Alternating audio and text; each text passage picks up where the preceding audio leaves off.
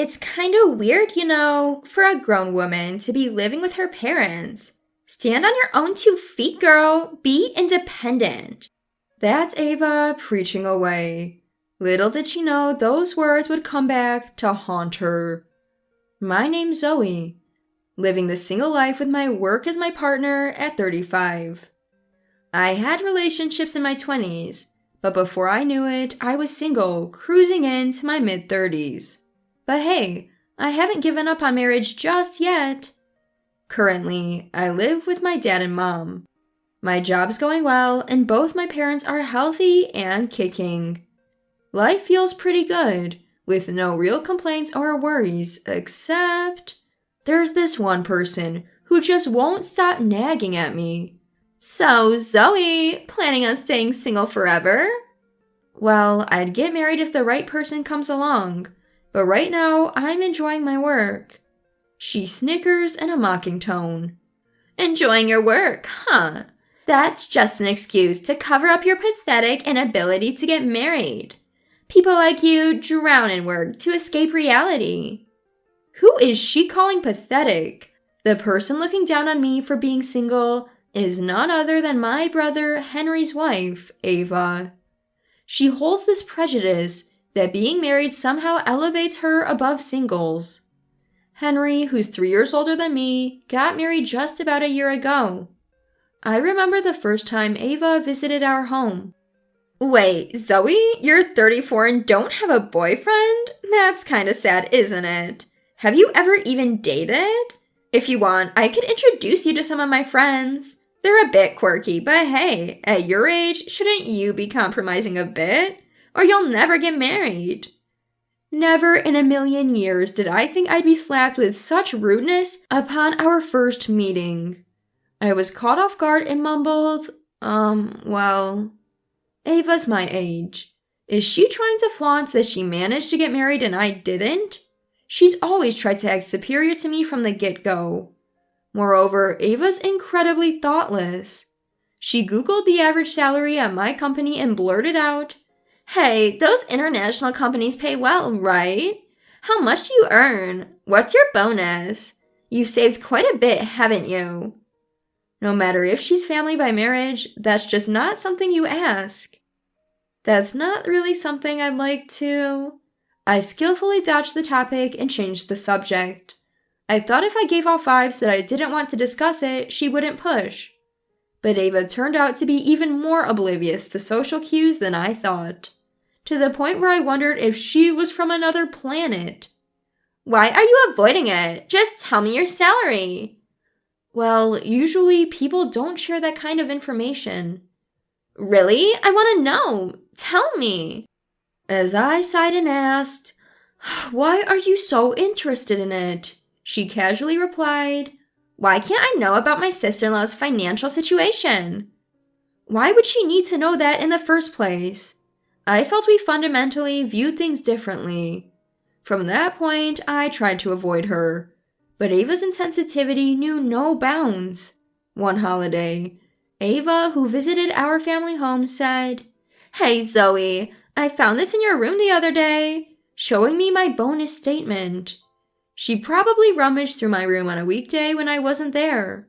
Dad and Mom's living area is on the first floor, while my room is on the second. Maybe they didn't notice her going upstairs. It was like she was a thief. "Hey, what are you doing?" "You seem to earn quite a lot, Zoe. Why didn't you tell us? More importantly, how could you just enter my room like that? Isn't that extremely rude?" "It's because you hide your annual income. If you earn so much, you could have given more for the wedding gift. What you gave was just pennies." Isn't $1,000 enough? What's with this woman? Not just inconsiderate, she seemed overly obsessed with money. Angry, I firmly told her, "You are, after all, just my sister-in-law. There are things I don't want to say and things I want to keep to myself. Please don't intrude in my private matters." She probably didn't appreciate being told off by someone who, albeit in law, was younger than her. Fuming and face red, she shouted, "What? How dare you? Acting all high and mighty even though you're single." With that, she stormed off. I wonder what being single has to do with anything. I wish she'd leave me alone. I was the one who wanted to be mad. I hoped that after speaking up, she'd be more considerate. That's what I thought. But after that, Ava's attacks on me intensified. Being single is such a burden on society. At least when you're married, there's a chance of having kids, supporting the country's future. Singles are just selfish and self-centered. In front of Dad, Mom, and even other relatives, she openly criticized singlehood, making it seem like a direct attack on me. Her narrative shifted from being married is better than being single to an outright assault on single people. At that, even my dad and mom were taken aback. You shouldn't have such prejudices. Whether single or married, everyone's still a person. Exactly. Zoe works hard and contributes to society. Mom scolded Ava. But she didn't seem convinced. What's the big deal? I work part-time and I'm married, so I contribute more to society than Zoe. Dad and Mom couldn't help but laugh at that. Around that time, it was discovered that there was a major termite infestation in the walls of Dad and Mom's house. The house was over 40 years old, showing signs of wear and tear here and there. They had managed by patching up things over the years. But termites were a different issue and couldn't be ignored. The conversation turned to getting rid of them. They wondered, though, if treating it now would prevent future infestations, or if it even made sense to spend money on a house so old. That's when I chimed in. Why not sell this place and buy a single-family home? Fortunately, living at home and not splurging too much, I had saved a decent amount. But can we afford a single-family home? Dad was concerned. Don't worry, I'm 35 now. I can manage buying a house. I reassured them, deciding to purchase it under my name. I only told Henry about moving to a new home because of the aging of the current one. In response, he said, "Then hand over Dad and Mom's house to me." However, when I mentioned the hefty renovation costs, he quickly backtracked with a, "Never mind then." Once we purchased the new home and completed the move, as Dad, Mom, and I were about to start our exhilarating new life, Henry and Ava paid us a visit at an unexpected time when our boxes were still unpacked. Wow, this place is spacious. 2 floors, even a proper room for kids. It even has a yard. Nice. I thought they came to congratulate us on our move, but I was mistaken. We came to announce that I'm pregnant. To the unexpected joyful news, Dad, Mom, and I congratulated them. Congratulations! Take good care of yourself. Childbirth can be tough, especially the first time. Let us know if you need anything. Both Dad and Mom looked overjoyed at the prospect of their first grandchild. Thank you. In that case, we'll move in from today. Excuse me? Dad, Mom, and I were completely caught off guard by this sudden declaration. Wait, that's a bit sudden. We don't have room for another family. Yes, this house can't accommodate 6 people. Dad and Mom somehow conveyed their reluctance. You're overthinking this. Why not just ask this single lady there to leave? Ava said, looking smugly at me. Wait, me? Yes, you. Aren't you embarrassed? Always relying on father-in-law at your age? Even letting him buy you a house? You are just trying to take advantage of everything good here. We have the important job of bringing the next generation into this family. You are in the way. Please leave this house. Ava looked at me with her arms crossed and a malicious glint in her eye. Besides, it's weird for a grown woman to be living with her father and mother. Stand on your own 2 feet. Ava continued her snide sermon. Henry chimed in. You can't always lean on Dad and Mom. Listen, for your own good, you need to move out and be independent. How dare they? Well, you see, this house is... I was about to say that the house was under my name, when Dad spoke up on my behalf. All right, so you 2 want to move in here? Ava grinned at his words. Yes, and in the future, we'll take good care of father-in-law and mother-in-law. But you'll need to pay rent. How about $800? Rent? Dad, you're going to take money from your kids?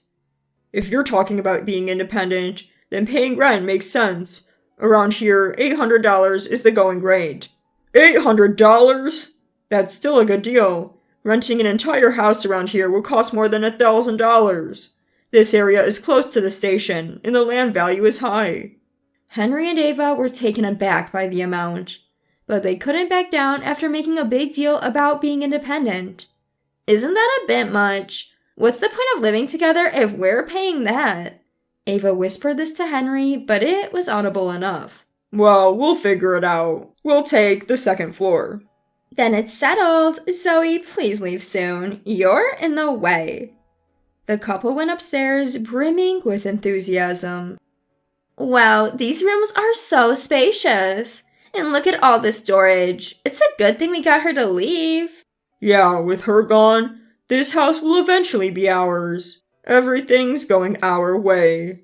As they happily discussed this at the top of their voices, Dad, Mom, and I exchanged knowing looks. How could they be so excited without knowing the full story? Dad had kept the fact that the house was in my name a secret for a strategic reason. After being ousted by Henry and his wife, I relaxed in a short-term rental apartment. Then, one day, I got a call from Ava. Hey, I noticed father-in-law and mother-in-law are gone, and their stuff is too. Did you possibly pick them up to help me out?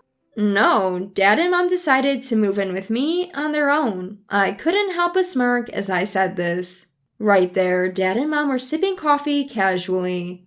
Oh, really? Well, that's fine. Being pregnant and living with them was pretty exhausting anyway. This works out. How could she easily forget the kindness of letting her stay and then say such a thing? She better brace herself. Her comfort is about to end. So that means next month's rent is $1,600, okay? Excuse me? I mean, you need to pay the full rent for that house. What? What are you talking about? Well, up until now, Dad, Mom, and you and Henry split the rent in half, right? Now that Dad and Mom have left, isn't it only fair that you two covered the entire amount? Ava seems clueless. Why are you acting all high and mighty? That house belongs to father-in-law, doesn't it? What are you talking about? I own that house. What? A brief silence enveloped Ava and me. I decided to explain the situation clearly. It seems you're not aware, so let me explain. The house is in my name, and I paid for it with my own money. Until yesterday, because Dad and Mom lived with you, I charged each party $800, a total of $1,600 for rent. Now, since Dad and Mom left, only you and Henry are living there. Therefore, I'll need the full $1,600 for rent next month. The reason Dad stopped me from revealing I was the homeowner was precisely for moments like this. It was a secret plan to teach the overbearing Henry and Ava a lesson. I didn't know any of this. Bring back father-in-law and mother-in-law. This isn't right. Thrown off by the amount of $1,600, Ava's tone grew frantic. Hold on, didn't you tell me to stand on my own, Ava? Living with parents is what dependent people do, right? I continued, dripping with sarcasm. If you can't even pay half on your own, it means you aren't independent. That's why Dad and Mom made the decision to move out. No, that's not what I meant. I'm really grateful to Dad and Mom. They've taught us the importance of independence firsthand. So, I'll be expecting that $1,600 next month. Got it? What? Wait a minute. I hung up without waiting for a response. A few hours later, Henry called me. Hey, what's with changing the house title and the rent? Why are you making all these decisions without consulting? Making decisions? That's rich, coming from you. Who moved into a house that wasn't theirs and then acted like I was the intruder? Wasn't it you who kept going on about being independent? Henry seemed at a loss for words. If you can't pay, can you move out? I don't want someone who can't even afford rent living here. Wait, just wait. We're having a baby, okay? I'll pay the $800, just let us stay. Do you really have a child on the way? Ava doesn't look pregnant. What? Mom said that even though Ava should be around 6 months pregnant, she doesn't look it at all. Were you lying? Henry's silence was all the answer I needed.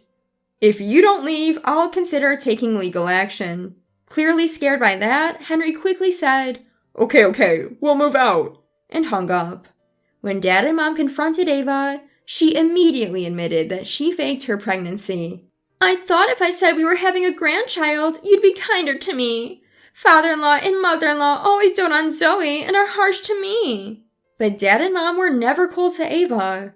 They always kept a respectful distance as in-laws and only admonished Ava when she belittled me. And yet she faked a pregnancy? Maybe she really is from another planet. After that, Henry and Ava moved out and rented a new apartment.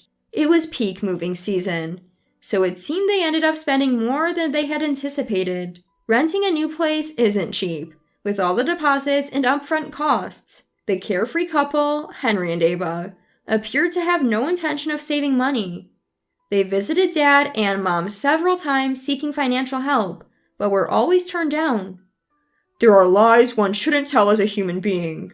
I don't want to associate with someone who doesn't understand that, said Dad very rightly. From that point on, Dad and Mom kept their distance from Henry and Ava. Without any help from my parents, and unable to get a loan from the bank, Henry and Ava's life seemed to be spiraling into poverty. Well, they always talked about standing on their own, so now's their chance, right? I'm curious about how they'll manage. By the way, Zoe, Dad said with a tone of concern, I've been thinking about your future. I know you're independent, but would you consider going on a matchmaking date just once for me? I've got someone good in mind. The son of a friend of ours. Why not meet him? Mom added, surprisingly suggesting an arranged date. Can I really do this? Don't doubt yourself. You're my pride and joy. Dad reassured me. Thank you, Dad. And you too, Mom. We both appreciate everything. Dad gently patted my head.